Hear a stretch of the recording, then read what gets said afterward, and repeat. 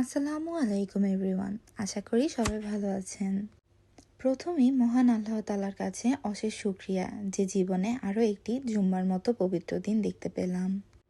আজকের এই দিনেই মহান আল্লাহ তাআলা পৃথিবী সৃষ্টি করেছিলেন, তাই আজকের দিনটা বরাবরের মতোই পবিত্র, রহমত ও বরকতময়। তাই শুক্রবার আসলেই আমি সবসময় চেষ্টা করি বাসায় ভালো কিছু রান্না করার। এতে যেমন আমার বাচ্চারাও এক্সাইটেড থাকে, তেমনই সুন্দর একটা সময়ও কাটে সবার। তাহলে চলুন আজকের এই কাচ্চির রেসিপিটা আপনাদের সাথে শেয়ার করে ফেলি।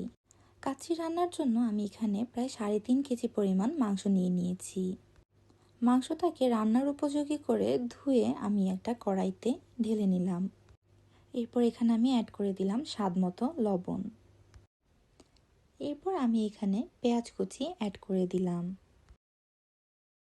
তারপর এখানে আমি দিয়েছি পরিমাণ মতো রসুন বাটা এবং আদা বাটা। আদা রসুন বাটা দেওয়া হয়ে গেলে এখানে আমি দিয়ে দিলাম বাদাম বাটা। কাচ্চির স্বাদ বাড়াতে এটা কিন্তু খুব ইম্পর্ট্যান্ট একটা ইনগ্রিডিয়েন্ট। এবার আমি এখানে কাচ্চির মশলা অ্যাড করে দিচ্ছি।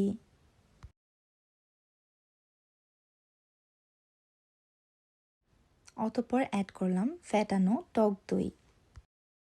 এই যাবতীয় মশলাগুলো অ্যাড করা হয়ে গেলে আমি হাত দিয়ে ভালোভাবে মাংসের সাথে মশলাগুলোকে মিশিয়ে নিব। এভাবে হাতের সাহায্যে খুব ভালো করে মাংস আর মশলাটাকে একসাথে আমি ম্যারিনেশন করে নিলাম। ভালো করে ম্যারিনেট করার পরে এখানে আমি তেল অ্যাড করে দিয়েছি। এরপর এখানে আমি অ্যাড করেছি পরিমাণ মতো ঘি। অবশেষে একটা চামচের সাহায্যে তেল, ঘি এবং মশলা সহ মাংসটাকে ঠিক এভাবে নেড়ে চেড়ে দিতে হবে। অতঃপর এখানে আমি গোটা কয়েকটা কাঁচামরিচ অ্যাড করে দিলাম। আপনারা যেরকম ঝাল খাবেন সেই অনুযায়ী অ্যাড করে নেবেন। এরপর আমি একটা ঢাকনার সাহায্যে মাংসটাকে ঢেকে বেশ কিছুক্ষণ সময় নিয়ে কুক করব। আর মাঝে সাঝে ঢাকনাটা একটু তুলে এভাবে চামচের সাহায্যে মাংসটাকে আবার একটু নেড়ে দিতে হবে।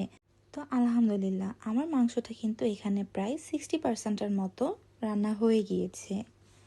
এবার আমরা অপর দিকে নিয়ে নিয়েছি 2 কেজি পরিমাণের বাসমতি চাল। প্রথমে আমি চালটাকে ভালো করে ওয়াশ করে নিলাম। এরপর চুলায় গরম পানিতে চালটাকে অ্যাড করে দিব।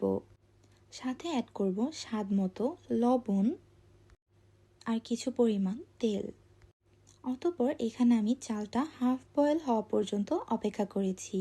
হাফ বয়েল হয়ে যাওয়ার পরে চালটাকে আমি ঠান্ডা পানি দিয়ে ধুয়ে পানি ঝরিয়ে একটা পাত্রে নিয়ে নিলাম।